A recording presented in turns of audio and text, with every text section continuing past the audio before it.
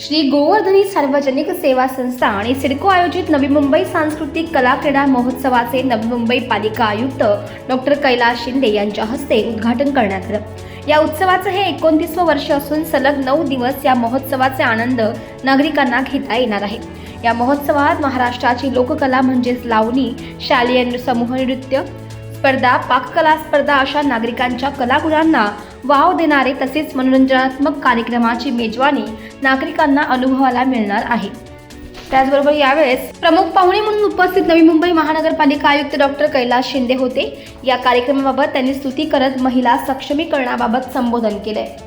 निश्चितच आनंदाची बाब आहे। आपण 25वे वर्ष आता गोवर्धनी सार्वजनिक सेवा मंडळामार्फत हा उपक्रम होतो। 8 दिवसाचा कार्यक्रम 17 ते 25 आज त्याचं उद्घाटन झालं आणि मंदाताईंनी जे सुरुवातीला जे त्यांचं कार्य सुरू झालं तर महिलांसाठी कार्य करत राहिलं। आजही जर आपण आज बघितलं असेल तर सगळ्यात जास्त महिलांची उपस्थिती आज इथे आपल्या सर्वांमध्ये आहे। कारण महिलांचा विकास झाला तर मला वाटतं देशाचा निश्चितपणे विकास होतो। आपण जगामध्ये जर बघितलं प्रगत देशामध्ये महिलांचा जिथे जिथे आपल्या याच्यामध्ये प्रशासनामध्ये आर्थिक व्यवहारामध्ये आणि एकूणच नोकरी आणि याच्यामध्ये जर आपलं त्यांचं प्रमाण वाढलं तर निश्चित कुटुंबाचं आणि देशाची सुद्धा प्रगती होते। तोच धागा पकडून मंदाताईंनी आतापर्यंत महिलांचं सक्षमीकरण हा मोठा उपक्रम घेतला। आजही आपण ह्या कार्यक्रमाबरोबर आपण बघितलं असेल तर सगळे स्टॉल्स आहेत लागलेले, त्यांचे प्रशिक्षण आहेत, त्यांचे विक्री केंद्र सुद्धा इथं मिळतात आणि निश्चितपणे त्याच्यातून महिलांना त्याचा रोजगार मिळण्यासाठी फायदा होतो।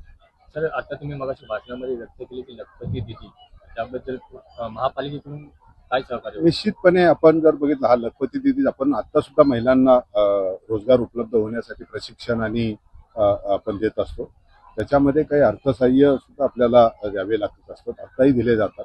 त्याच्यामध्ये ही लखपती दिदीचा कार्यक्रम जो राज्य शासनाच्या सूचनेप्रमाणे महानगरपालिकेमध्ये सुद्धा व्यवस्थितपणे राबवतात। या उपक्रमाच्या वेळेस आमदार मंदा म्हात्रे या देखील उपस्थित होत्या। त्यांनी लखपती दिदी या मोहिमेअंतर्गत महिलांना सक्षम करण्यासाठी प्रयत्न करणार असल्याचे देखील म्हटलं आहे। बेलापूर मतदारसंघातून सगळ्यात जास्त भारतीय जनता पार्टीच्या सीट लागल्यामुळे मी बेलापूर मतदारसंघाचे सर्व नागरिकांचे सर्वप्रथम मी आभार मानते। ज्यांनी मला भरघोस मताने निवडून दिलं त्याच लोकांनी पुन्हा एकदा भारतीय जनता पार्टीवर विश्वास दाखवला तर मी शतशः त्यांचे आभारी आहे।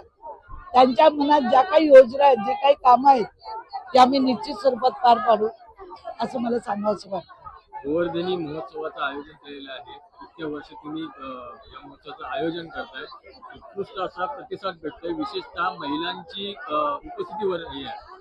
असं आहे की गेल्या जवळजवळ 27-28 वर्ष झाली, 95 पासून मी सुरू केलेला महोत्सव आज जवळजवळ 30 वर्ष होत आली।